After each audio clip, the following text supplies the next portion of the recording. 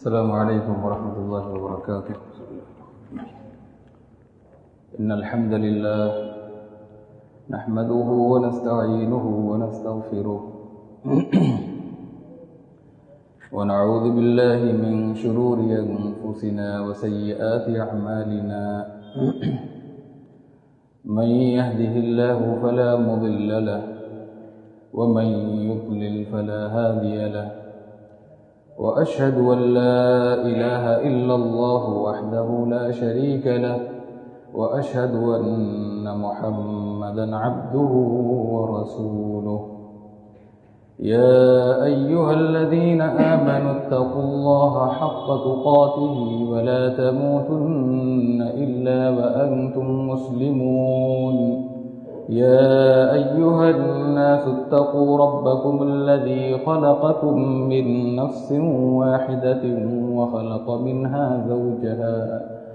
وبث منهما رجالا كثيرا ونساء واتقوا الله الذي تساءلون به والأرحام إن الله كان عليكم رقيبا. يا أيها الذين آمنوا اتقوا الله وقولوا قولا سديدا يصلح لكم أعمالكم ويغفر لكم ذنوبكم ومن يطع الله ورسوله فقد فاز فوزا عظيما. أما بعد فإن خير الحديث كتاب الله وخير الهدي هدي محمد صلى الله عليه وسلم وشر الأمور محدثاتها وكل محدثة بدعة وكل بدعة ضلالة وكل ضلالة في النار. أعوذ بالله من الشيطان الرجيم. بسم الله الرحمن الرحيم. واذكرن ما يتلى في بيوتكن من آيات الله والحكمة إن الله كان لطيفا خبيرا. وقال عز وجل في موضع آخر: ومن يقنت منكن لله ورسوله وتعمل صالحا نؤتها أجرها مرتين وأعتدنا لها رزقا كريما. معزز حاضرین مجلس، دینی اور اسلامی بھائیوں، عزیز نوجوان دوستوں، اسلامی ماں اور بہن،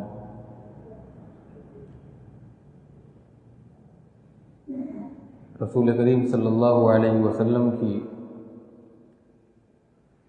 ازواج مطہرات اسلام اور مسلمانوں کے نزدیک بڑا بلند مقام و مرتبہ رکھتی. اللہ تبارک و تعالی نے انہیں جن خصوصیات سے نوازا، امت کی دوسری عورتوں کو وہ خصوصیات میسر نہیں ہوئی.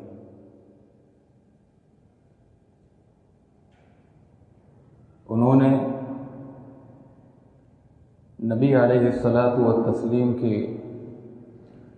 گھر میں آپ کے رفاقت میں زندگی گزارنے کا شرف حاصل کیا.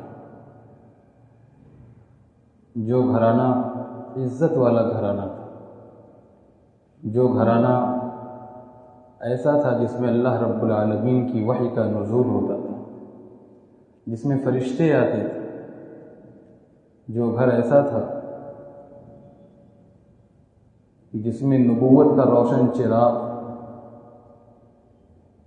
سکون حاصل کرتا تھا، جو شرف و مقام، جو مرتبہ امہات المومنین کو حاصل ہوا، امت کی دوسری عورتیں یکسر اس سے محروم رہیں. انہوں نے نجی زندگی کے شرعی احکام و مسائل، پرسنل لائف کے احکامات جن کا تعلق شریعت سے، انہوں نے امت کے سامنے اسے پیش کرنے کی سعادت حاصل کی، اور شرعی مسائل کے جو گوشے اہل ایمان سے مخفی رہ گئے تھے، خاص کر عورتوں سے متعلق مسائل، انہوں نے پورے طور پر بعد والوں کے سامنے اجاگر کیا۔ آج ہمیں یہ سعادت ملی ہے کہ مقامی جمعیت اہل حدیث مدن پورہ بنارس کی طرف سے امہات المؤمنین سے متعلق ہے اس کے موضوع پر دینی پروگرام کا جو سلسلہ شروع کیا گیا ہے، اس پر کچھ کشائی کروں۔ اس سے پہلے آپ نے حضرت خدیجہ بنت خویلد کے بارے میں شیخ محترم فضیلت الشیخ حسن جمیل مدنی حفظہ اللہ سے ان کے فضائل اور مناقب کی تفصیلات آپ نے سنی۔ آج انشاءاللہ اس مجلس میں حضرت سودا بنت زمعہ اللہ کے نبی صلی اللہ علیہ وسلم کی دوسری بیوی سے متعلق کچھ گفتگو ہوگی۔ یہ مبارک سلسلہ، سب سے پہلے یہ میں بات کہہ دوں، جو امہات المؤمنین کی موضوع پر شروع کیا گیا ہے، یہ ہر ایک کے لیے نہایت مفید ہے۔ جہاں اس سے ہماری معلومات میں اضافہ ہوتا ہے، وہیں اس سے ایک فائدہ یہ ہوتا ہے کہ ہمارے ایمان کو جلا اور روشنی ملتی ہے، اور عمل کرنے کا جذبہ ہمارے اندر پیدا ہوتا ہے۔ آج افسوس کے ساتھ یہ کہنا پڑتا ہے کہ ہمیں فلمی دنیا کی ایکٹر اور ایکٹریس کا نام اچھی طرح یاد ہوتے ہیں، ہم ان کے کردار سے واقف ہوتے ہیں، ہمیں کرکٹ کی دنیا کے مشہور لوگ، غیر معروف لوگ، سب لوگوں کی تفصیلات کا علم ہوتا ہے، لیکن ہمیں اپنے پیغمبر نبی آخر الزمان محمد عربی صلی اللہ علیہ وسلم کی زوجات مطہرات امہات المؤمنین کی تعداد اور ان کے ناموں کا بھی علم نہیں۔ یہ کتنی بڑی کم نصیبی ہے کہ جس مذہب کی طرف ہم اپنی نسبت کرتے ہیں، اس مذہب کے رہبر اعظم پیغمبر آخر محمد عربی صلی اللہ علیہ وسلم کی زوجات مطہرات، جنہوں نے دین کی ڈھیر ساری معلومات ہم تک فراہم کی، ان کی تعداد کیا تھی، ان کے ناموں کا ہمیں علم نہیں، ان کی کردار سے ہم واقف نہیں۔ یہ بہت بڑا افسوس کا مقام ہے۔ قرآن مجید میں اللہ رب العالمین نے ازواج مطہرات کا جو مقام و مرتبہ ہے، وہ سورہ احزاب کی ایک آیت میں واضح فرمایا، یا نساء النبی لستن کاحد من النساء۔ اللہ رب العالمین نے پہلے یہ بیان فرمایا کہ اے نبی کی بیویوں، تم عام عورتوں کی طرح نہیں ہو، تم نبی کے گھر میں زندگی گزار رہی ہو، تم امت کے لیے مثالی ہو، قدوہ ہو، نمونہ ہو، تمہارا ہر عمل، تمہاری ہر چال وہ امت کے لیے مثال کا درجہ رکھتی ہے، نمونے کا درجہ رکھتی ہے۔ تم عام عورتوں کی طرح نہیں ہو، اس کا خیال رکھو۔ سورہ احزاب کے اندر اللہ رب العالمین نے دوسرے مقام پر ان کے مقام و مرتبہ کو مزید واضح کرتے ہوئے فرمایا، اللہ رب العالمین نے فرمایا کہ النبی اولی بالمؤمنین من انفسہم وازواجہ امہاتہم، پیغمبر مومنوں پر ان سے بھی زیادہ حق رکھتے ہیں۔ جتنا ایک شخص کا اپنی جان پر حق ہے، اپنی زندگی پر حق ہے، اس سے کہیں زیادہ پیغمبر مومنوں پر حق رکھتے ہیں، اور پیغمبر کی بیویاں یہ مومنوں کی مائیں ہیں۔ وَأَزْوَاجُهُ أُمَّهَاتُهُمْ، یہاں اللہ رب العالمین نے انہیں پیغمبر کی بیویوں کو امت کی، یعنی قیامت تک آنے والی جو امت ہے، افراد ہیں، سب کی ماں قرار دیا۔ وَأَزْوَاجُهُ أُمَّهَاتُهُمْ،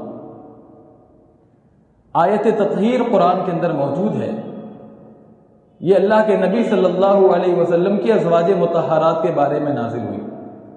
آیت تطہیر کیا ہے؟ اللہ رب العالمین نے پیغمبر نبی آخر الزمان محمد عربی صلی اللہ علیہ وسلم کی ازواج مطہرات کی ہر قسم کی آلودگی، ہر قسم کی یعنی خباثتوں سے پاکی اور صفائی کی اللہ رب العالمین نے بشارت سنائی کہ یہ پیغمبر کی بیویاں، جس طرح پیغمبر کا گھر پاک صاف ہے، پیغمبر کی ذات طاہر و مطہر ہے، ویسے پیغمبر کی بیویاں بھی ہر قسم کی آلودگیوں سے پاک ہیں۔ اللہ رب العالمین نے انہیں ہر قسم کی گندگیوں سے، خباثتوں سے پاک کر دیا۔ چنانچہ اللہ رب العالمین قرآن مجید میں فرماتا ہے وَقَرْنَ فِي بُيُوتِكُنَّ وَلَا تَبَرَّجْنَ تَبَرُّجَ الْجَاهِلِيَّةِ الْأُولَى وَأَقِمْنَ الصَّلَاةَ وَآتِينَ الزَّكَاةَ وَأَطِعْنَ اللَّهَ وَرَسُولَهُ إِنَّمَا يُرِيدُ اللَّهُ لِيُذْهِبَ عَنْكُمُ الرِّجْسَ أَهْلَ الْبَيْتِ وَيُطَهِّرَكُمْ تَطْهِيرًا۔ اے پیغمبر کی بیویوں، اپنے گھروں میں ٹھہری رہو، سکونت پذیر رہو۔ وَلَا تَبَرَّجْنَ تَبَرُّجَ الْجَاهِلِيَّةِ الْأُولَى، قدیم جاہلیت کے زمانے کی طرح اپنے زیب و زینت کا اظہار نہ کرو۔ وَأَقِمْنَ الصَّلَاةَ، نماز قائم کرو۔ وَآتِينَ الزَّكَاةَ، زکوٰۃ دیتی رہو۔ وَأَطِعْنَ اللَّهَ وَرَسُولَهُ، اللہ اور اس کے رسول کی اطاعت کا اہتمام کرتی رہو۔ إِنَّمَا يُرِيدُ اللَّهُ لِيُذْهِبَ عَنْكُمُ الرِّجْسَ أَهْلَ الْبَيْتِ، اے نبی کے گھرانے والیوں، اللہ رب العالمین تمہیں ہر قسم کی آلودگیوں سے پاک کرنا چاہتا ہے۔ وَيُطَهِّرَكُمْ تَطْهِيرًا، تمہاری صفائی کرنا چاہتا ہے۔ جب یہ آیت کریمہ نازل ہوئی تو اللہ کے نبی صلی اللہ علیہ وسلم نے اپنے داماد حضرت علی رضی اللہ تعالی عنہ کو، بیٹی لخت جگر فاطمہ زہرا رضی اللہ تعالی عنہ اور حسن و حسین رضی اللہ عنہما کو بلایا اور اپنی چادر میں شامل کیا، اور اللہ رب العالمین سے فرمایا کہ اللہ یہ بھی اہل بیت سے، یہ بھی میرے اہل بیت سے، یعنی ان کو بھی اہل بیت میں شامل کر دے۔ تو یہ پیغمبر کی بیویوں کو اتنا بڑا مقام و مرتبہ ملا کہ اللہ رب العالمین نے ایک تو انہیں اہل بیت میں شامل کیا، اور پھر دوسرا مقام و مرتبہ یہ اللہ نے بتلایا کہ ان کو ہر قسم کی نجاستوں، آلودگیوں، کثافتوں سے پاک صاف کیا۔ جب ان کا مقام و مرتبہ اتنا بڑا تھا اور یہ فضل و شرف کے اتنے اعلیٰ مقام پر فائز تھی، تو ظاہر سے بات ہے اللہ رب العالمین کے ہاں سے ان کو 2 گنا دوہرا اجر ملنا تھا۔ اللہ رب العالمین نے اس کی بشارت بھی سنائی قرآن کے اندر کہ آپ کی دینی ذمہ داریاں زیادہ ہیں، آپ کا مقام و مرتبہ دنیا کی دیگر عورتوں کے سامنے بہت بڑا ہے، اس لیے آپ کو 2 گنا دوہرے اجر کا، ثواب کا آپ کو اسے خوشخبری دی جا رہی ہے، بشارت دی جا رہی ہے۔ وَمَن يَقْنُتْ مِنكُنَّ لِلَّهِ وَرَسُولِهِ وَتَعْمَلْ صَالِحًا نُؤْتِهَا أَجْرَهَا مَرَّتَيْنِ وَأَعْتَدْنَا لَهَا رِزْقًا كَرِيمًا۔ کہ اے نبی کی بیویوں، تم میں سے جو بھی اللہ اور اس کے رسول کی اطاعت کرے گی، جو بھی ان کی فرمانبرداری کرے گی اور نیک کاموں کا اہتمام کرے گی، اللہ رب العالمین انہیں نیکیاں کرنے والوں کو دوہرا اجر عطا فرمائے گا۔ للمحسنات منکن اجرا عظیما واعتدنا لها رزقا کریما، اور اللہ رب العالمین نے فرمایا کہ ہم نے ان کے لیے پاکیزہ رزق تیار کر رکھا ہے۔ ایک مقام و مرتبہ اللہ رب العالمین نے یہ بیان فرمایا کہ دنیا کی عام عورتوں کے مقابلے میں ان کو 2 گنا اجر، دوہرے اجر سے اللہ رب العالمین قیامت کے دن نوازے گا۔ اور قرآن مجید میں اللہ رب العالمین نے ان کی دینی ذمہ داریاں بھی بتلائی، کیونکہ وہ دنیا کے عام گھروں میں نہیں رہنے والی تھی، ایسے گھر میں رہتی تھی جہاں میں نے بتایا کہ اللہ رب العالمین کی طرف سے رسول کریم صلی اللہ علیہ وسلم پر اللہ کا پیغام اترتا تھا، وحی کا نزول ہوتا تھا، اور جہاں یہ نبوت کا روشن چراغ قرار پاتا تھا، سکون پاتا تھا، ٹھہرتا تھا، رات گزارتا تھا، ایسے گھر میں یہ عورتیں رہتی تھیں، یہ بیویاں رہتی تھیں۔ تو اللہ رب العالمین نے ان کو ان کی ذمہ داریاں یاد دلائی کہ آپ کی دینی ذمہ داریاں معمولی نہیں، آپ ان ذمہ داریوں کو سمجھیں اور ان کو ادا کرنے کی کوشش کرتی ہیں۔ وَاذْكُرْنَ مَا يُتْلَى فِي بُيُوتِكُنَّ مِنْ آيَاتِ اللَّهِ وَالْحِكْمَةِ إِنَّ اللَّهَ كَانَ لَطِيفًا خَبِيرًا، کہ تمہارے گھروں میں اللہ رب العالمین کی آیات کی جو تلاوت کی جاتی ہے اور رسول کریم صلی اللہ علیہ وسلم کی احادیث مبارکہ کو جو پڑھا جاتا ہے ان کو یاد کرو، اے نبی کی بیویاں تمہاری یہ ذمہ داری ہے کہ تم ان آیات کو یاد کرو، ان کے احکامات کو یاد کرو، پیغمبر کی احادیث کو یاد کرو۔ وَاذْكُرْنَ کہ کثیر علماء نے یہ بھی بیان فرمایا کہ پھر ان کو بیان کرو، یاد کرنا ہے، بیان کرنا ہے۔ ان اللہ کان لطیفا خبیرا، اللہ رب العالمین بڑا باریک بین باخبر ہے۔ ان کے زہد و ورع اور تقوی کا کیا کہنا۔ جب اللہ رب العالمین نے ان ازواج مطہرات کو اختیار دیا کہ یا تو وہ اپنے لیے دنیا پسند کر لیں یا آخرت کو اختیار کر لیں، انہوں نے اللہ اور اس کے رسول اور آخرت کے دن کو اپنے لیے پسند کیا اور دنیا کو ترک کر دیا کہ ہمیں دنیا سے کوئی رغبت نہیں ہے، دنیا کی کوئی خواہش نہیں ہے۔ یا ایھا النبی قل لازواجک ان کنتن تردن اللہ ورسولہ ان کنتن تردن الحیاۃ الدنیا وزینتها فتعالین امتعکن واسرحکن سراحا جمیلا وَإِن كُنتُنَّ تُرِدْنَ اللَّهَ وَرَسُولَهُ وَالدَّارَ الْآخِرَةَ فَإِنَّ اللَّهَ أَعَدَّ لِلْمُحْسِنَاتِ مِنكُنَّ أَجْرًا عَظِيمًا۔ اے نبی کی بیویوں، اے نبی اپنی بیویوں سے کہہ دو اگر وہ دنیا چاہتی ہیں، دنیا کی زینت چاہتی ہیں، دنیا کی زندگی کا آرام و سکون چاہتی ہیں تو آؤ ہم تمہیں دنیا کے کچھ ساز و سامان دے دیں اور تمہیں اچھی طرح رخصت کر دیں۔ اور اگر تم اللہ رب العالمین، اس کے رسول اور آخرت کے گھر کو چاہتی ہو، نیکیاں کرو، نیکیاں کرو، نیکیوں کا اہتمام کرو، اللہ اور اس کے رسول کی اطاعت کرو، اللہ رب العالمین نے تمہارے لیے بڑا اجر تیار کر رکھا۔ تو یہ ازواج مطہرات کا امہات المومنین کا یہ مقام ہے۔ یہ ازواج مطہرات ہمارے لیے عملی زندگی میں، خصوصاً ہماری خواتین کے لیے، ہماری ماں اور بہنوں کے لیے جو چاہتی ہیں کہ ان کی زندگی جنت نظیر بن جائے، ان کے لیے عملی زندگی میں چلتی پھرتی دعوت دین کا مجسم نمونہ تھی۔ اگر ہم چاہتے ہیں، ہماری مائیں چاہتی ہیں، ہماری بہنیں چاہتی ہیں، ہماری بیٹیاں چاہتی ہیں کہ وہ مثالی بیوی بن کر زندگی گزارے، مثالی بیٹی بن کر زندگی گزارے، مثالی ماں بن کر زندگی گزارے، تو انہیں چاہیے کہ وہ فاطمہ کی راہ کو اختیار کریں، وہ فاطمہ کی راہ پر چلیں، فاطمہ الزہرا کی راہ پر چلیں۔ اگر انہیں مثالی ماں بننا ہے تو وہ ختیجہ بنت خویلد کے طریقے کو اختیار کریں، اور اگر انہیں مثالی بیوی بننا ہے تو وہ پیاری اللہ کے نبی صلی اللہ علیہ وسلم کی زوجہ محترمہ محبوبہ عائشہ رضی اللہ تعالی عنہا کا طرز زندگی اختیار کریں۔ اگر ہماری مائیں اور بہنیں اپنی زندگی اور اپنے کردار کو سنوارنا چاہتی ہیں تو انہیں ازواج مطہرات اپنی ماں امہات المؤمنین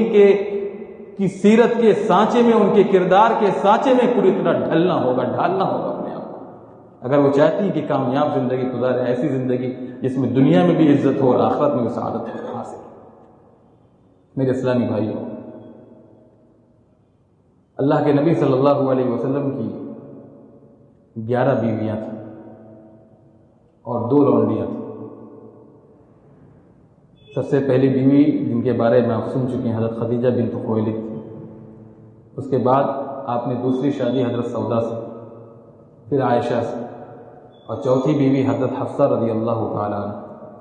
پانچویں بیوی ام المؤمنین ام سلمہ رضی اللہ تعالی عنہ جو بڑی محدثہ اور فقیہ اور عالمہ تھی، اور چھٹی بیوی ام حبیبہ رضی اللہ تعالی عنہ، ام حبیبہ بنت ابی سفیان رضی اللہ تعالی عنہ، ساتویں بیوی زینب بنت خزیمہ رضی اللہ تعالی عنہ، آٹھویں بیوی زینب بنت جحش رضی اللہ تعالی عنہ، نویں بیوی حضرت صفیہ رضی اللہ تعالی عنہ، اور 10ویں بیوی حضرت میمونہ رضی اللہ تعالی عنہ، اور 11ویں بیوی حضرت جویریہ رضی اللہ تعالی عنہ۔ یہ 11 بیویاں تھیں اور 2 لونڈیاں تھیں۔ ریحانہ کے بارے میں سیرت نگاروں کا، مورخین کا اختلاف ہے کہ یہ بیوی تھیں یا لونڈی تھیں۔ اکثر مورخین اور سیرت نگاروں کی رائے یہی ہے کہ ریحانہ جو اللہ کے نبی صلی اللہ علیہ وسلم کی صحبت میں رہتی تھی یہ آپ کی لونڈی تھی، ریحانہ لونڈی تھی، اور دوسری لونڈی ماریہ قبطیہ تھی جن کا تعلق مصر سے تھا۔ تمام بیویوں میں اللہ کے نبی صلی اللہ علیہ وسلم کی ساری اولاد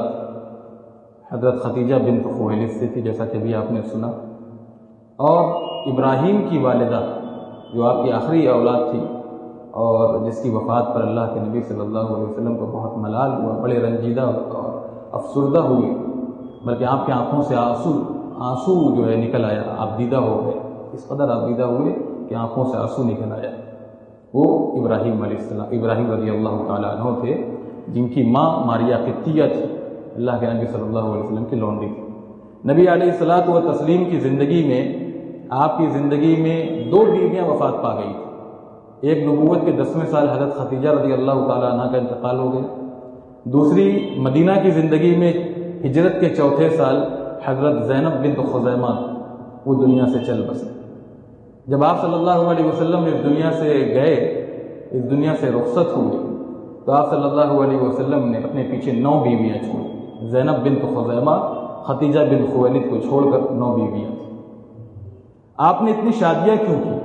تعدد زوجات کا بھی مسئلہ بہت ہے، اور اکثر مستشرقین اور غیر مسلمین کی طرف سے اللہ کے نبی صلی اللہ علیہ وسلم کی پاک سیرت پر کیچڑ اچھالا جاتا ہے، اور بہت سے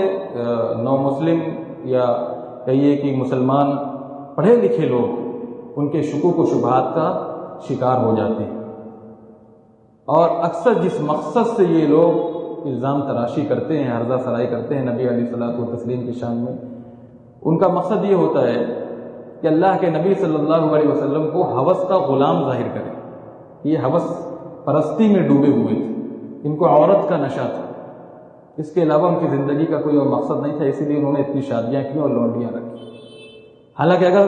بنظر انصاف تاریخ کا اور سیرت کا مطالعہ کیا جائے، احادیث مبارکہ وغیرہ پڑھی جائے، تو یہ بات پورے طور پر عیاں ہو جاتی ہے کہ اس کے پیچھے بہت بڑے مقاصد، بڑی حکمتیں اور بہت سارے مصلحات ہیں۔ اسی لیے اللہ رب العالمین نے پیارے حبیب محمد عربی صلی اللہ علیہ وسلم کو شادیاں کرنے کا پورا اختیار دیا تھا۔ سب سے پہلا مقصد جو شادی کرنے کا تھا وہ اسلام کی دعوت کو عام کرنا، اسلام کی دعوت کو عام کرنا۔ مختلف قبائل کے ساتھ جب اللہ کے نبی صلی اللہ علیہ وسلم نے شادی کا رشتہ قائم کیا تو دعوت کے کام میں بڑی آسانی پیدا ہو۔ جو لوگ آپ کے دشمن تھے وہ آپ کے ممد و معاون اور آپ کے مددگار بن کر سامنے آئے۔ جب آپ پر ظلم و ستم کے پہاڑ توڑے جانے لگے تو جس قبیلے کے لوگوں سے، عورتوں سے آپ نے شادی کی تھی، اس قبیلے کے لوگ آپ کے بچاؤ کے لیے آئے، حفاظت کے لیے آئے۔ دوسرا ایک مقصد یہ تھا کہ اللہ کے نبی صلی اللہ علیہ وسلم نے جس قبیلے کی عورت کے ساتھ شادی کی، اس قبیلے کے اکثر لوگ، بلکہ مکمل پورے طور پر اس قبیلے کے سارے لوگ آپ کے طرز عمل اور حسن اخلاق سے متاثر ہو کر حلقہ بہوش اسلام، سب کے سب مسلمان ہو۔ تاریخی روایتوں میں اس قسم کے واقعات درج ہیں۔ آپ کے اخلاق سے متاثر ہو کر اس قبیلے کے سارے لوگ مسلمان ہو گئے۔ جہاں جہاں آپ نے رشتے ازدواج قائم کیا، جہاں جہاں آپ نے شادی کی، اپنا سسرال بنایا۔ تیسرا مقصد، اللہ کے نبی صلی اللہ علیہ وسلم امت کے مردوں کو، شوہروں کو درس دینا چاہتے تھے، سبق دینا چاہتے تھے کہ میرے گھر میں میری زوجیت میں 11 بیویاں رہتی ہیں، میں 11 بیویوں کے ساتھ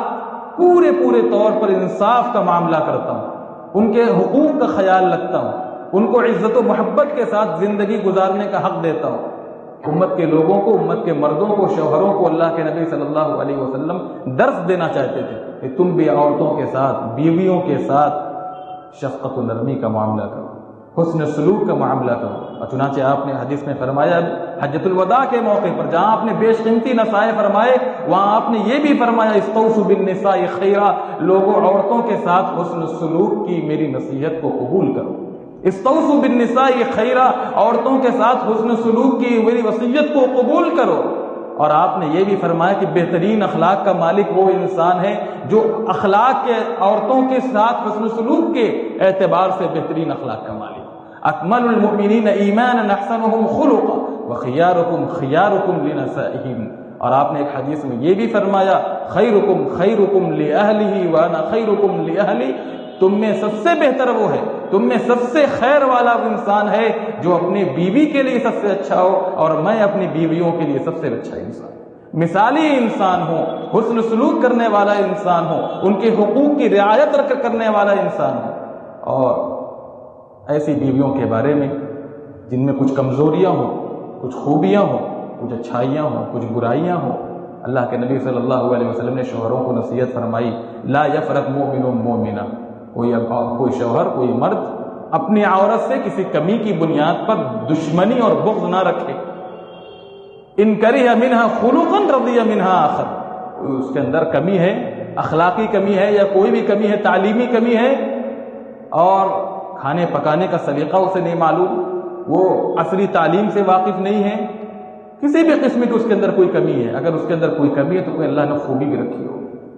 ہو سکتا ہے وہ دنیا کے معاملات کو اچھی طرح نہ جانتی ہو لیکن بہت اچھا کھانا بنانا جانتی ہو سکتا ہے بہت زیادہ خوبصورت نہ ہو لیکن اس کی سیرت بہت اچھی ہو، اس کے معاملات بہت اچھے ہو، اس کا حسن سلوک آپ کے ساتھ بہت اچھا ہو، وہ ایماندار ہو، امانت دار ہو، پیٹھ پیچھے اپنی امانت کی آپ کی امانت کی حفاظت کرتی ہو، اپنی عزت و ناموس کی حفاظت کرتی ہو، اس لیے آپ نے فرمایا کہ ان کو مارنے پیٹنے سے باز آ جاؤ۔ ان کری منہا خلقا، کوئی عادت ناگوار معلوم ہو، رضی منہا آخر، دوسری عادتیں اس کی اچھی ہوں گی، اس کو دے کر کمپرومائز کرنے کی کوشش کرو، درگزر کرو، معاف کرو، زندگی اچھے طریقے سے گزارنے کی کوشش کرو۔ چوتھا مقصد اللہ کے نبی صلی اللہ علیہ وسلم نے جو یہ شادیاں کی تھی وہ اس لیے کی تھی، اس مقصد سے کی تھی کہ نبی علیہ الصلوۃ والتسلیم کی پرسنل لائف، جو آپ کی نجی زندگی کی تفصیلات تھی، وہ کون بتاتا؟ ایک بیوی حضرت خدیجہ رضی اللہ تعالی عنہ، وہ آپ کی زندگی میں مکے میں انتقال کر گئی۔ ظاہر سی بات ہے جب بیویاں ہوتی اور تعداد میں زیادہ ہوتی تو بہتر طریقے سے یاد رکھتی اور وہ امت کے سامنے بیان کرتی۔ نجی زندگی کی جو تفصیلات تھیں باقاعدہ حدیث میں محدثین نے اس پر باب قائم کیا، تو وہ تفصیلات امہات المومنین نے امت تک پہنچایا۔ اسی طرح اللہ کے نبی صلی اللہ علیہ وسلم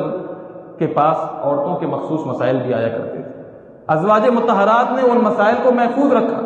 ان احکامات کو محفوظ رکھا اور امت تک عورتوں کے وہ مخصوص مسائل ان کو پہنچایا، ورنہ آج ہم محروم ہوتے ہیں۔ اور آپ صلی اللہ علیہ وسلم کی شادی کرنے کا مقصد، جیسا کہ یہ دشمنان اسلام باور کراتے ہیں، معاذ اللہ کی ہوس پرستی کا الزام لگاتے ہیں اور آپ کو عورت پرستی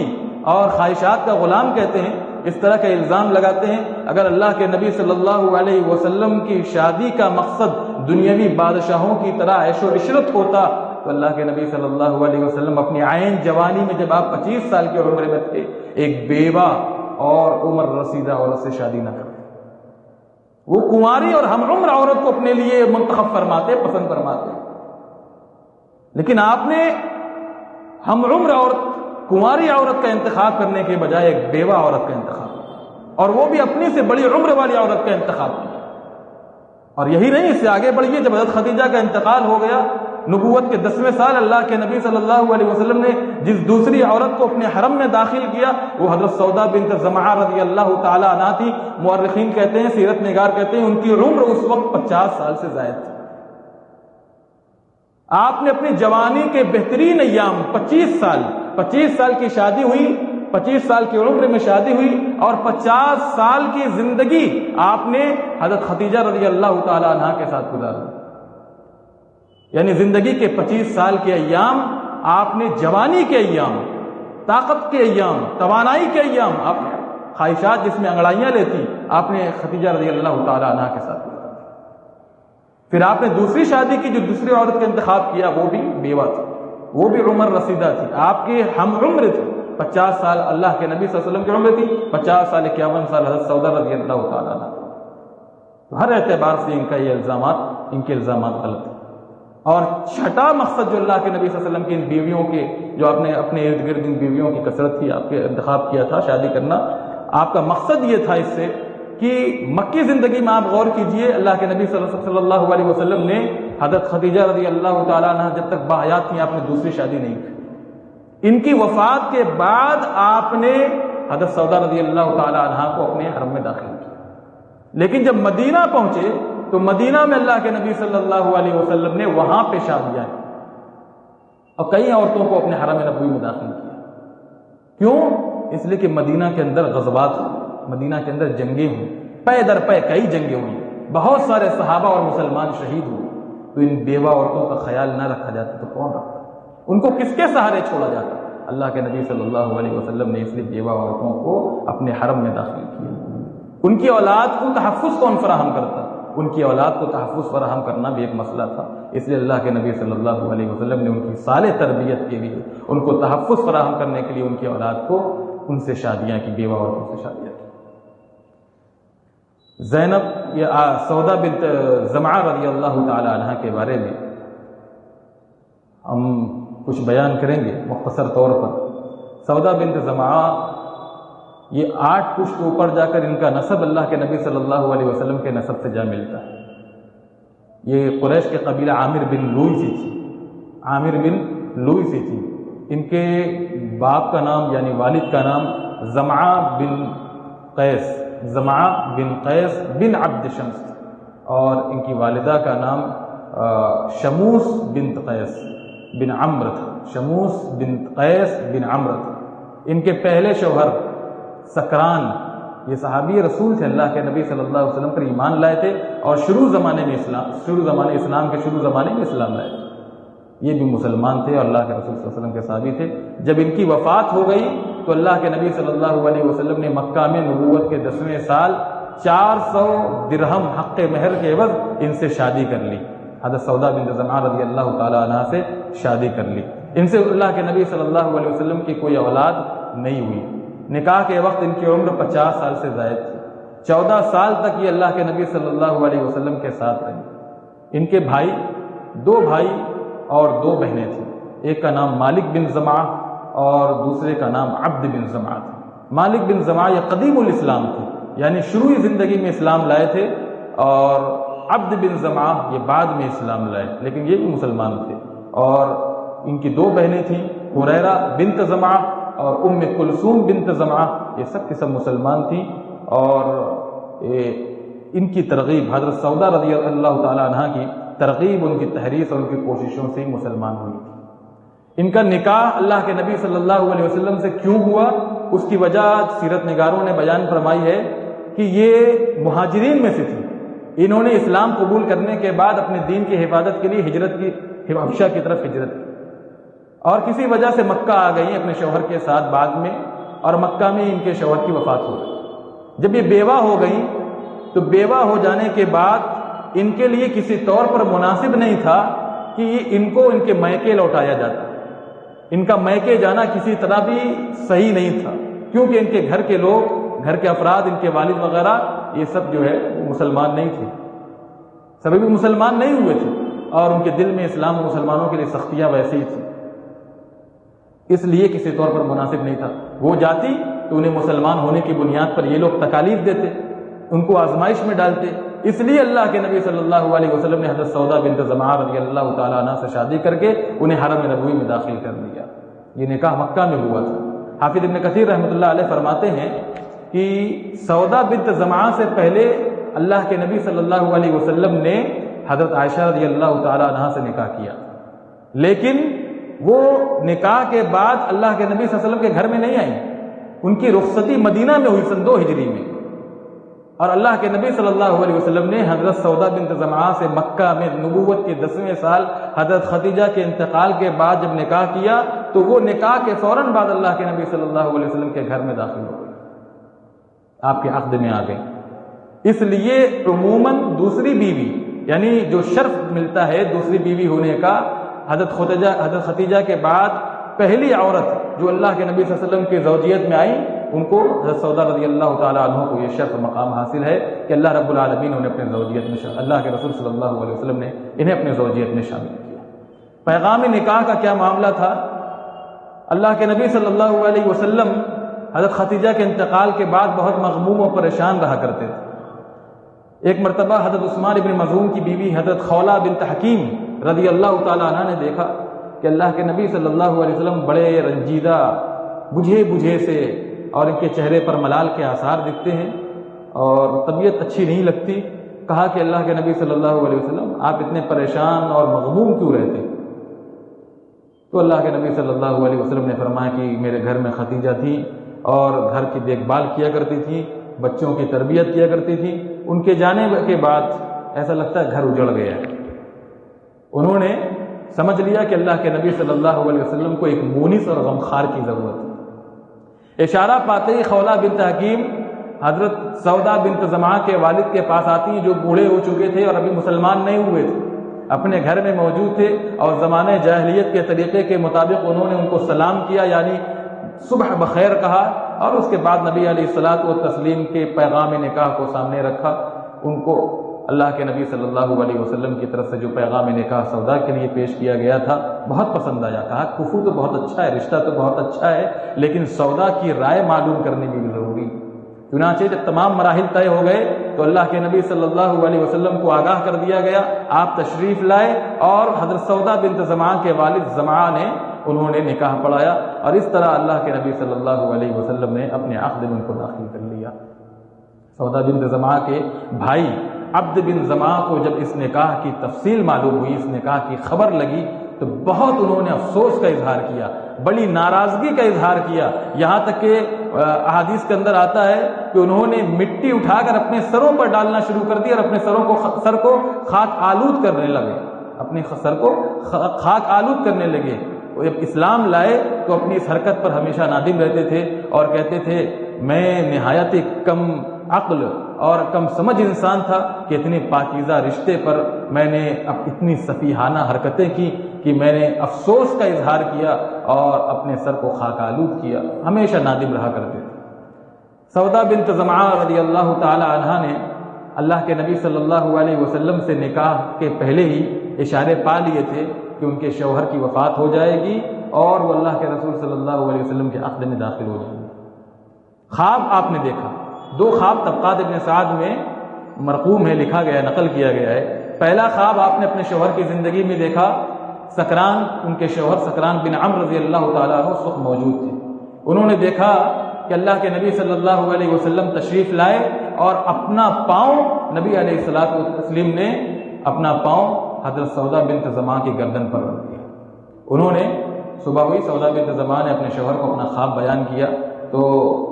سکران بن عمرو رضی اللہ تعالیٰ عنہ نے کہا کہ ہو سکتا ہے کہ اگر تمہارا یہ خواب سچ ہو تو بہت جلد میں بیمار ہو جاؤں اور اسی بیماری میں میری موت ہو جائے اور اس کے بعد تم اللہ کے نبی صلی اللہ علیہ وسلم کی بیوی بن کر زندگی گزارو.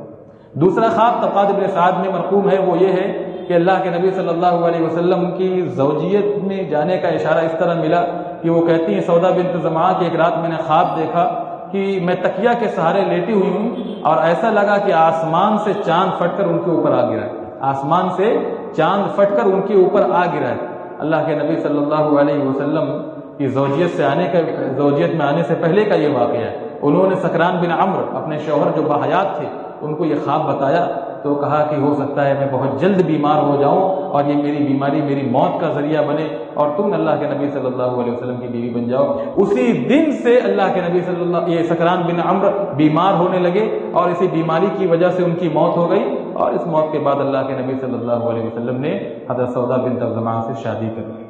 سودا بنت زمعہ کے بڑے فضائل اور مناقب بیان کیے جاتے ہیں. پہلی سب سے بڑی ان کی فضیلت ہے، ان کا شرف اور مقام ہے کہ انہوں نے مکہ میں پروپیگنڈا کیا جا رہا تھا، اس پروپیگنڈا کے سدباب کے لیے انہوں نے ایک اقدام کیا. اکثر شروع اسلام میں آپ تاریخ کا مطالعہ کریں گے، سیرت کا مطالعہ کریں گے تو دیکھیں گے کہ اکثر مسلمان جو اللہ کے نبی صلی اللہ علیہ وسلم کے پاس ساتھ میں رہتے تھے وہ 12 سے 25 سال کی عمر کے نوجوان تھے. مکہ کے لوگوں نے پروپیگنڈا کرنا شروع کر دیا کہ یہ نبی یعنی اگر یہ برحق ہیں تو ان کے ماننے والے کوئی بزرگ عمر رسیدہ اور سمجھدار قسم کے لوگ کیوں نہیں ہیں، سارے نوجوان اور لڑکے قسم کے لوگ ان کے ساتھ ہیں. اس پروپیگنڈے کے خاتمے کے لیے جب زور پکڑنے لگا حضرت سودا بنت زمعہ رضی اللہ تعالی عنہا نے مکہ کی زندگی میں ابتدائی اسلام میں انہوں نے جب دعوت کا آغاز ہوا تھا انہوں نے اسلام قبول کر کے اس پروپیگنڈے کا خاتمہ کر دیا. اور صرف اسلام نہیں قبول کیا بلکہ اسلام قبول کرنے کے بعد انہوں نے اپنی ترغیب تحریص اور کوششوں سے اپنے شوہر کو مسلمان بنا دیا. سکران بن عمرو کو مسلمان بنا دیا، اپنے دیور کو مسلمان بنا دیا، 2 دیور کو مسلمان بنایا، اپنے دیور کے بیٹے کو مسلمان بنایا، اپنی دیورانی کو مسلمان بنایا، اپنے بھائی مالک بن زمعہ کو مسلمان بنایا. یہ ازواج مطہرات تھیں، یہ اللہ کے نبی صلی اللہ علیہ وسلم کی پیاری بیویاں تھیں. انہوں نے اپنے عقیدے اپنے ایمان پر آنچ نہیں آنے دی اور دوسروں کے عقیدے کی پرواہ کی اور ان کو بھی صحیح ڈگر پر صحیح راہ پر لا کر چھوڑا. آج ہم مسلمان ہیں، ہماری مائیں اور بہنیں کا ہم دوسروں کے عقیدے کی اصلاح تو دور کی بات، اپنے عقیدے کو بچا لے جائیں، اپنے ایمان کو بچا لے جائیں. یہ بہت بڑا یہ کرشمہ ہے، ہمارے لیے بہت بڑا کارنامہ ہے. آج جس طرح ہماری بہنیں ہماری بیٹیاں جدید تعلیم کے نام پر کالج کی راہ لے رہی اور عشق و معاشقہ کے فتنے میں مبتلا ہو رہی ہے، ایمان اور اسلام کو خیر بات کہہ رہی ہے، یہ آج امت کے لیے بہت بڑا چیلنج ہے۔ ہم اپنے ایمان اور عقیدے کو بچا لے جائیں، یہ بہت بڑی بات ہے دوسروں کی اصلاح کرنے کے بجائے۔ قربان جائیے ان صحابیات پر، جب اللہ رب العالمین نے قرآن مجید میں صحابہ کرام کو حکم دیا وَلَا تُمْسِكُوا بِعَصَمِ الْكَوَافِرِ، اے صحابہ اپنی زوجیت میں جو کافرہ بیویاں ہیں ان میں سے کسی کو باقی نہ رکھو، سب کو طلاق دے کر سب کو علیحدہ کر لو۔ عمر رضی اللہ تعالیٰ عنہ کہتے ہیں اس آیت کے نازل ہونے کے بعد ہم نے اپنی کافرہ بیویوں کو اپنے سے علیحدہ کر لیا۔ ازواج مطہرات، یہ مہاجرات، اللہ کے نبی صلی اللہ علیہ وسلم پر ایمان لانے والی مکہ کی زندگی میں جو عورتیں تھیں، انہوں نے ہجرت کی اپنی ایمان کی خاطر، اپنی اللہ اس کی خوشنودی کے خاطر، اپنے دین کے حفاظت کے خاطر۔ عائشہ رضی اللہ تعالی عنہا صحیح بخاری کی روایت ہے، کہتی ہیں ما نعلم ان احدا من المہاجرات ارتدت بعد ایمانها، اللہ کی قسم ہمیں کسی مہاجرہ عورت کے بارے میں یہ علم نہیں ہے، معلومات نہیں ملی کہ ایمان لے آنے کے بعد انہوں نے ارتداد کی راہ اختیار کی۔ کوئی عورت میرے علم میں نہیں ہے کہ مسلمان ہونے کے بعد وہ کافر ہوئی، میرے علم میں نہیں۔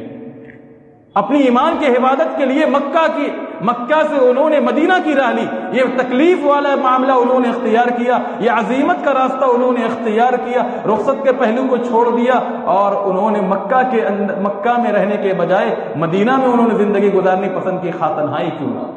اپنی ایمان کے حفاظت کے خاطر۔ اس لیے ازواج مطہرات اور امہات المومنین کی سیرت واقعہ یہ بیان کرنے کا مقصد یہ نہیں ہے کہ کانوں کی لذت حاصل ہو، واقعہ سنے، مقصد یہ نہیں ہونا چاہیے، مقصد اپنے اصلاح ہونی چاہیے، ایمان کی اصلاح، عقیدے کی اصلاح، عمل کرنے کا جذبہ اپنے اندر پیدا کرنا چاہیے اور انہی کے سانچے میں، انہی کی سیرت کے سانچے میں اور کردار کے سانچے میں اپنے آپ کو ڈھالنے کی کوشش کرنی چاہیے۔ ان کی کوششوں سے بہت سے لوگ مسلمان ہوئے، ان کے میکے کے بھی مسلمان ہوئے، ان کے سسرال کے بھی مسلمان ہوئے اور سب کے دین کے حفاظت کے لیے انہوں نے حبشہ کی طرف ہجرت کی،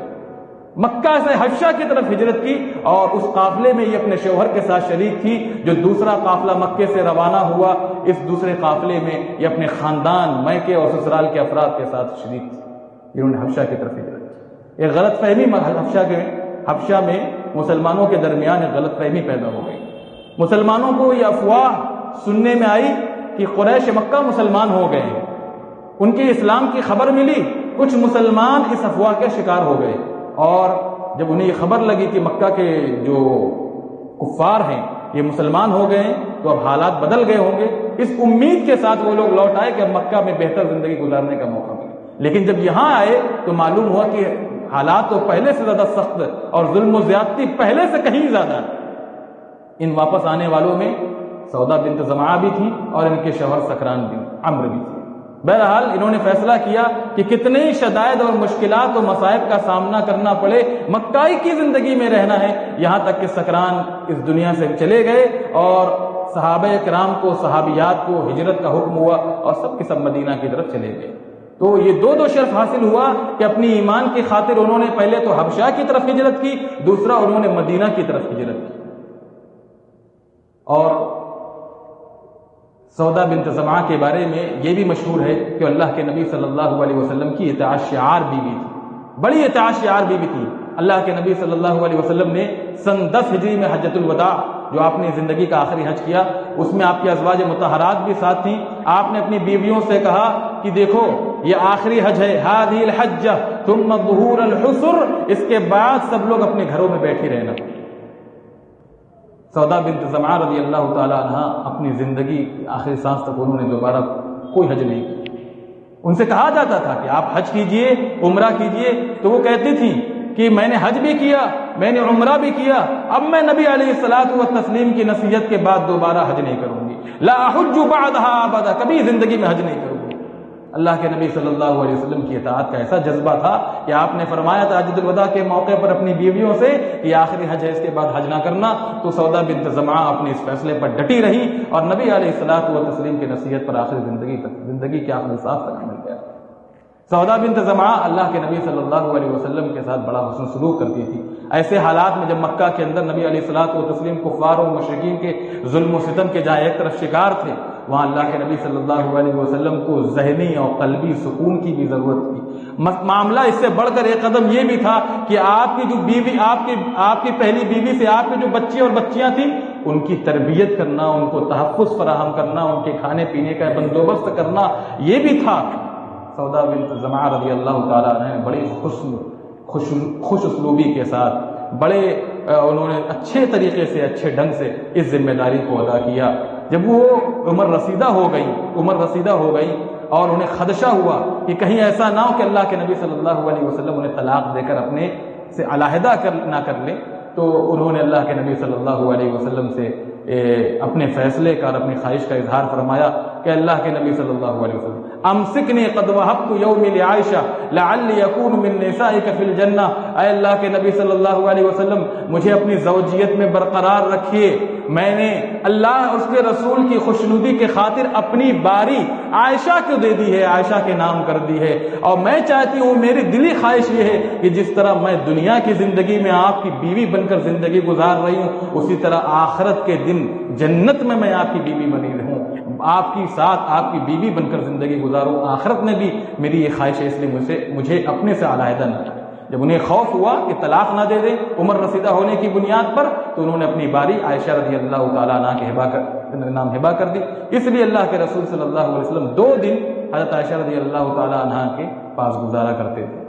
اللہ کے نبی صلی اللہ علیہ وسلم ان لوگوں میں سے نہیں تھے جو دنیا والوں کے سامنے بڑے اچھے اخلاق کا مظاہرہ کرتے، دنیا والوں سے ملتے تو بڑے اچھے طریقے سے ملتے، ہنس کر مسکرا کر ملتے، لیکن جب گھر جاتے تو شرافت و نجابت اور شفقت و مروت کے چولے کو اتار دیتے اور اپنی بیوی پر اپنا غصہ اتارتے، اپنا نزلہ نکالتے اور گرجتے برستے، ان کو ڈانٹتے، تیوری دکھاتے۔ اللہ کے نبی صلی اللہ علیہ وسلم ان لوگوں میں سے نہیں تھے۔ آپ صلی اللہ علیہ وسلم کا اخلاق جس طرح باہر والوں کے لیے تھا، اسی طرح اس نے اخلاق کا مظاہرہ اپنی بیویوں کے لیے اللہ کے نبی صلی اللہ علیہ وسلم کیا کرتے تھے۔ عمر فاروق رضی اللہ تعالیٰ عنہ کہتے ہیں، صحیح بخاری کی روایت ہے کہ مکہ میں قریش کی عورتوں پر قریش کے مرد غالب تھے، لیکن جب مدینہ ہم لوگ پہنچے تو مدینہ کا ماحول دوسرا تھا۔ مدینہ میں انصار کی عورتیں انصار کے مردوں پر غالب تھیں، ان کی حکومت چلتی تھی۔ کہتی ہیں کہ ایک مرتبہ حضرت عمر رضی اللہ تعالیٰ عنہ کہتے ہیں کہ ایک مرتبہ میں اپنے گھر میں آیا اور اپنی بیوی سے میں نے کچھ بات کہی تو اس نے میری بات کا ترکی بترکی جواب دیا، میرے بات کا ترکی بترکی برابر کا جواب دیا۔ میں نے جب اپنی ناگواری کا اظہار کیا تو اس نے کہا کہ اللہ کی قسم، اللہ کے نبی کی بیویاں، ان کے ازواج مطہرات اللہ کے نبی صلی اللہ علیہ وسلم کو بھی جواب دے دیتی ہیں، اور آپ کو یہ خبر بھی ہونی چاہیے کہ ایک دن ایک رات کبھی ایسا بھی ہوتا ہے کہ وہ اللہ کے نبی صلی اللہ علیہ وسلم سے الگ رہتی ہیں اور بات نہیں کرتی۔ عمر فاروق رضی اللہ تعالیٰ عنہ نے جب یہ سنا تو ان کا دماغ چکرا گیا اور کہا کہ جو بھی ان میں سے اللہ کے نبی صلی اللہ علیہ وسلم کو ناراض کرتا ہے تو یقیناً ایسی عورت نامراد ہو گئی۔ اللہ کے نبی صلی اللہ علیہ وسلم ان لوگوں میں سے نہیں تھے جو عورتوں کو اپنے گھر میں دبا کر رکھتے، ان کے حقوق کو مارتے، ان کے ساتھ ناانصافی کا معاملہ کرتے، بلکہ آپ ان کی دلجوئی کرتے تھے، ان کے ساتھ آپ مزاح کیا کرتے تھے، ان کے قلبی سکون کا اہتمام کیا کرتے تھے۔ حضرت سودا رضی اللہ تعالیٰ عنہ کہتی ہیں وہ اللہ کے نبی صلی اللہ علیہ وسلم کو ہنساتی تھی اور اللہ کے نبی صلی اللہ علیہ وسلم بھی ان کو ہنسانے کا موقع دیا کرتے تھے۔ ایک مرتبہ انہوں نے اللہ کے نبی صلی اللہ علیہ وسلم کے پیچھے رات میں نماز پڑھی، اگلے روز انہوں نے کہا کہ میں نے کل آپ کے پیچھے رات میں نماز پڑھی، آپ نے اتنا لمبا رکوع کیا کہ اس رکوع میں مجھے خدشہ ہوا کہ کہیں میری نفسیر نہ پھوٹ جائے، ناک سے خون نہ نکل آئے، میں نے پورے رکوع میں اپنی نماز میں اپنی ناک پکڑی رکھی۔ اللہ کے نبی صلی اللہ علیہ وسلم نے جب ان کی زبان سے یہ باتیں سنی تو آپ بڑے محظوظ ہوئے اور آپ مسکراتے رہے، دیر تک مسکراتے رہے۔ تو رکوع میں انہوں نے اپنی ناک پکڑے رکھنے کا یہ واقعہ اللہ کے نبی صلی اللہ علیہ وسلم کے سامنے بیان کیا تو اللہ کے نبی صلی اللہ علیہ وسلم ہنسے۔ عائشہ رضی اللہ تعالی عنہ سودا بنت زمعہ کے اخلاق سے اتنی متاثر تھی، وہ کہتی ہیں کہ ما رأيت امرأة احب الی ان نكون في مثلاخها من سودة بنت زمعہ من امرأة فيها حدة،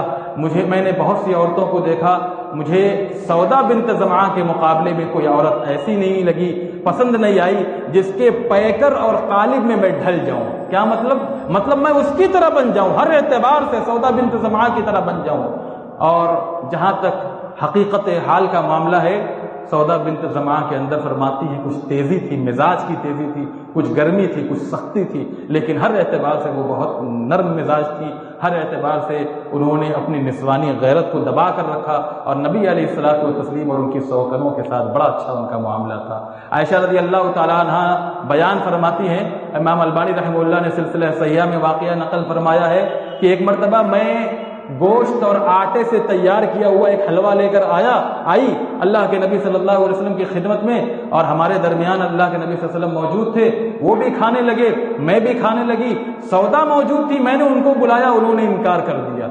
میں نے کہا کہ دیکھو سودا، اگر نہیں آؤ گی، کھانے میں شریک نہیں ہوگی تو میں یہ حلوہ تمہارے چہرے پر مل دوں گی۔ نبی علیہ الصلوۃ والتسلیم دیکھ رہے ہیں اور ہنس رہے ہیں، منع نہیں کر رہے ہیں۔ دو سوکن ہیں، دونوں کے ساتھ بڑا اچھا معاملہ، بڑا اچھا ماحول آپ نے اپنے گھر کا بنایا۔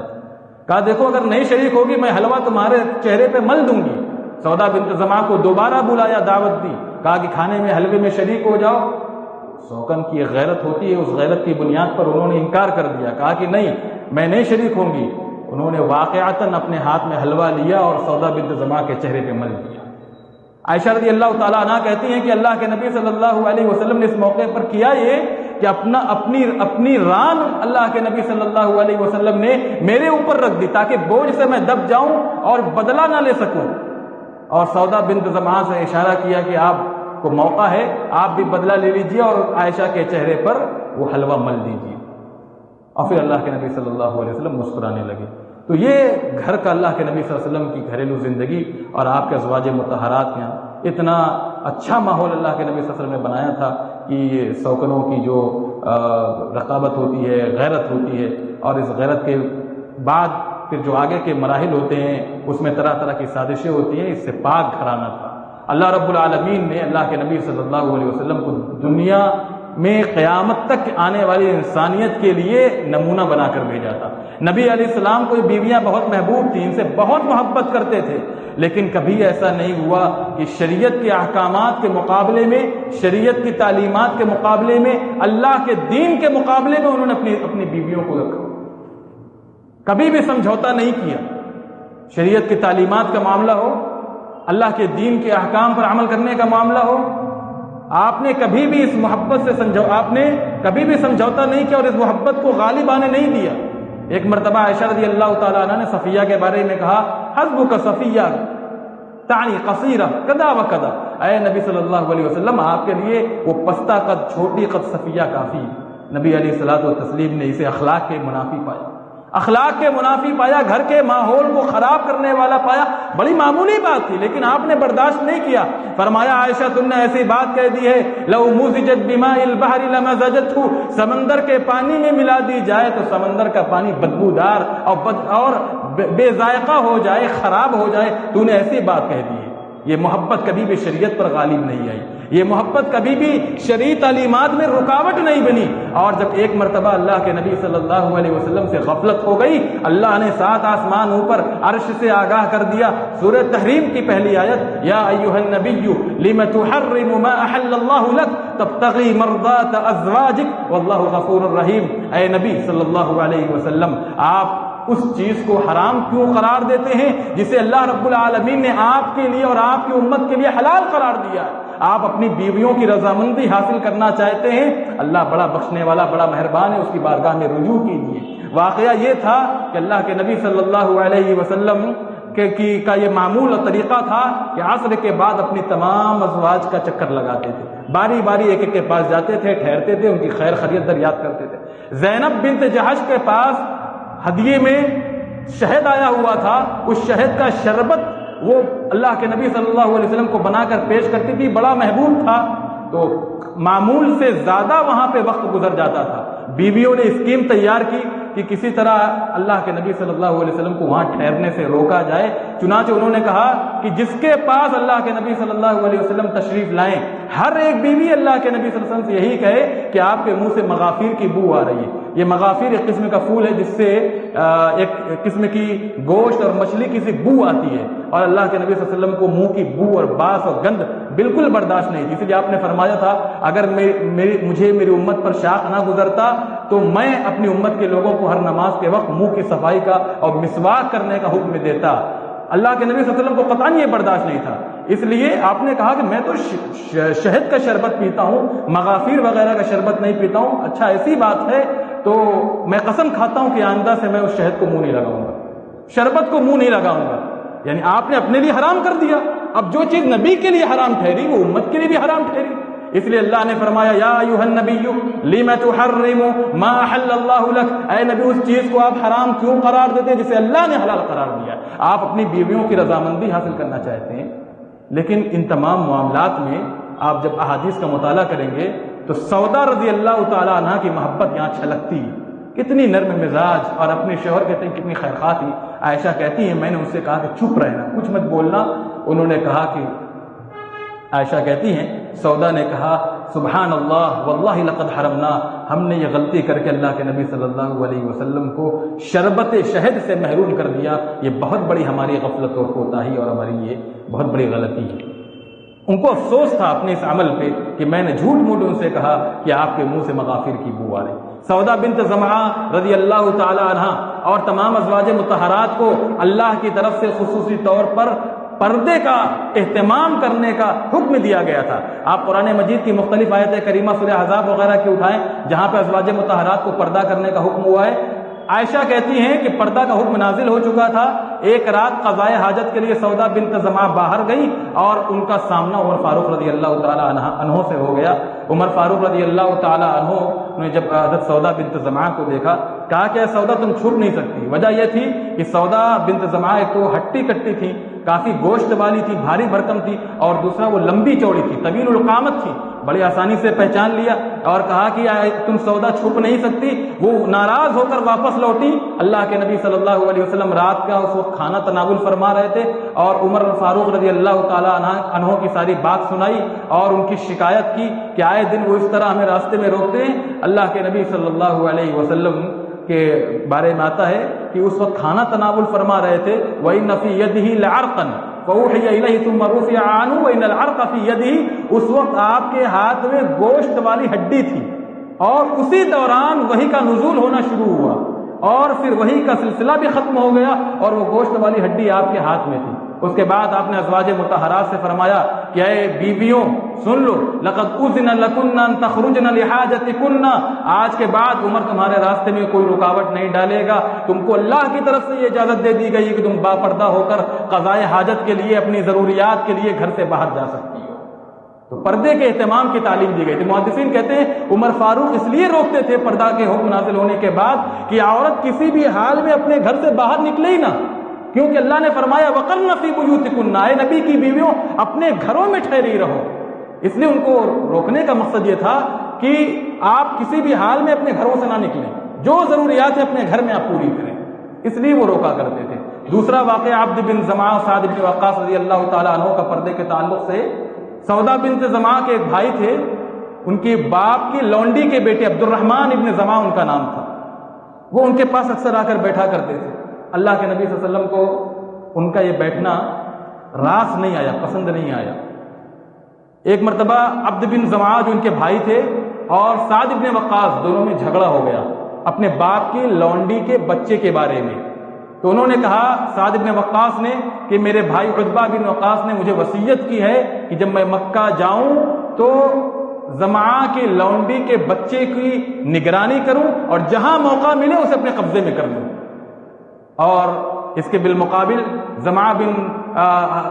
حضرت عبد بن زمعہ رضی اللہ تعالیٰ عنہ نے کہا کہ دیکھیے اللہ کے نبی صلی اللہ علیہ وسلم یہ میرے بھائی ہیں، میرے باپ کی لونڈی کے بچے ہیں اور یہ میرے باپ کے بستر پر پیدا ہوئے ہیں، میرے باپ کے بستر پر پیدا ہوئے، اس لیے میرے بھائی ہوئے. اللہ کے نبی صلی اللہ علیہ وسلم نے بڑے غور سے دیکھا اور اس بچے میں عتبہ کی مشابہت پائی، یعنی چہرے مورے سے اور قد و کاٹھی سے تو عتبہ میں مل رہا تھا، عتبہ کی شکل و حیت کا تھا، لیکن چونکہ وہ زمعہ کے بستر پر پیدا ہوا تھا اس لیے وہ سودا کا بھائی ہوا. تو اللہ کے نبی صلی اللہ علیہ وسلم نے فرمایا الولد للفراش واحتجبی عنہ یا سودا. دیکھو بچہ جو ہے جس کے بستر پر پیدا ہو مالک یا شوہر اسی کا ہوتا ہے. تو اے عبد بن زمعہ سودا کے بھائی سے کہا یہ بچہ تمہارا بھائی ہے، تمہارے باپ کی لونڈی کا بچہ ہے. اور اے سعد بن وقاص بلا شبہ یہ بچہ تمہارے بھائی عتبہ سے ملتا ہے لیکن ان کا بچہ نہیں ہے، یعنی ان کے بستر پر پیدا نہیں ہوا تو ان کا بچہ نہیں ہوا۔ واحتجبی عنہ یا سودا، اور اے سودا تو اس سے پردہ کرتی رہنا، یعنی اللہ کے نبی صلی اللہ علیہ وسلم نے احتیاطاً فرمایا، کیونکہ اس کی مشابہت عتبہ بن ابی وقاص سے تھی، اس لیے آپ نے فرمایا کہ اس سے پردہ کرتی رہنا۔ حضرت سودا بنت زمعہ رضی اللہ تعالی عنہ بڑی سخی و فیاض تھی، بڑی سخاوت و فیاضی کرتی تھی، غریبوں میں صدقہ کیا کرتی تھی۔ ایک مرتبہ عائشہ رضی اللہ تعالی عنہ کہتی ہیں کہ ہم نے اللہ کے نبی صلی اللہ علیہ وسلم سے پوچھا اینا اسرع بک لحوقا، کہ سب سے پہلے آپ کے بعد آپ سے کون سی بیویوں میں سے کون سی بیوی آپ سے جا ملے گی؟ اللہ کے نبی صلی اللہ علیہ وسلم نے فرمایا اطول کن یدا، تم میں جس کا ہاتھ سب سے لمبا ہو وہ سب سے پہلے ہم سے ملے گی۔ اللہ کے نبی صلی اللہ علیہ وسلم کے فرمان کے بعد عائشہ کہتی ہیں ہم نے لکڑیوں سے سب بیویوں کا ہاتھ ناپنا شروع کیا، سب سے لمبا ہاتھ حضرت سودا بنت زمعہ کا تھا، لیکن کہتی ہیں کہ پھر بعد میں ہمیں معلوم ہوا کہ اطول کن یدا سے اللہ کے نبی صلی اللہ علیہ وسلم کی مراد یہ تھی کہ جس کا ہاتھ سب سے لمبا ہے وہ ہم سے سب سے پہلے ملے گا۔ آخرت کی زندگی میں مراد یہ تھی کہ سب سے زیادہ سخاوت و فیاضی کا نمونہ پیش کرنے والی وہ عورت جو ہوگی وہ مجھ سے ملے گی، اور وہ سودا بنت زمعہ تھی جو ہم میں سب سے پہلے اللہ کے رسول صلی اللہ علیہ وسلم سے جا ملی۔ وکانت تحب الصدقہ، اور وہ صدقہ کرنا پسند کیا کرتی تھی۔ سودا بنت زمعہ سے احادیث کی کتابوں میں 5 روایات مروی ہیں، ان کے شاگردوں نے محدثین عبداللہ بن عباس رضی اللہ عنہما کا شمار کیا ہے۔ 5 احادیث ان سے مروی ہیں، احادیث کی کتابوں میں موجود ہیں۔ ان سے پہلی اور ان کی پہلے شوہر سے ایک اولاد تھی جس کا نام عبد الرحمن ابن سکران بن عمرو تھا، ایک ہی اولاد تھی۔ اللہ کے نبی صلی اللہ علیہ وسلم کی زوجیت میں آنے کے بعد ان سے کوئی اولاد نہیں ہوئی۔ یہ عبد الرحمن بن سکران بن عمرو یہ جنگ جلولہ میں، فارس کی ایک بستی کا نام ہے ایران کی، جس میں لڑائی ہوئی، جنگ ہوئی تھی، اس میں انہوں نے لڑتے ہوئے جام شہادت نوش کیا، اور اس کے بعد ان کی وفات کی بات ہے۔ سودا بنت زمعہ رضی اللہ تعالی عنہ، اس میں مورخین کا بہت اختلاف ہے اور اس میں سال کی کوئی تعین نہیں کر پائے، لیکن راجح مفسرین مورخین کہتے ہیں راجح تاریخ 20، 21، 22، 23 کے درمیان کی ہے۔ عمر فاروق رضی اللہ تعالی عنہ کے دور خلافت کے آخری سال میں ان کی وفات ہوئی، آخری سالوں میں ان کی وفات ہوئی سودا بنت زمعہ رضی اللہ تعالی عنہ کی، اور امیر المومنین عمر فاروق رضی اللہ تعالی عنہ نے ہی ان کی نماز جنازہ پڑھائی، اور بقیع غرقد میں یہ دفن کی گئی، بقیع غرقد میں ان کو دفن کیا گیا۔ اللہ رب العالمین سے دعا گو الہ العالمین تو ہم تمام مسلمانوں کو نبی علیہ الصلاۃ والتسلیم کے نقش قدم پر چلنے کی توفیق عطا فرما، ہمیں ان کے ازواج مطہرات، اپنی ماؤں امہات المؤمنین سے اور تمام صحابیات اور صحابہ سے محبت کرنے کے ساتھ ساتھ ان کی سیرتوں کو، ان کے کردار کو اپنانے کی توفیق عطا فرما یا رب العالمین۔ جب تک ہمیں دنیا میں زندہ رکھ، صحیح معنی میں مسلمان بنا کر زندہ رکھ، خاتمہ و کلمہ توحید لا الہ الا اللہ محمد رسول اللہ پر ہو۔ معذرت چاہتے ہیں، کافی وقت لمبا ہو گیا، لیکن کچھ باتیں تھیں جو بیان کرنی بہت ضروری تھی، اور دوبارہ سننے کا موقع نہیں ملتا، نہ بیان کرنے کا موقع ملتا ہے، اس لیے آپ لوگوں کا وقت لیا۔ اللہ رب العالمین ہم تمام مسلمانوں کو ایک دوسرے کو معاف کرنے والا بنائے۔ وآخر دعوانا الحمدللہ رب العالمین، والسلام علیکم ورحمۃ اللہ وبرکاتہ۔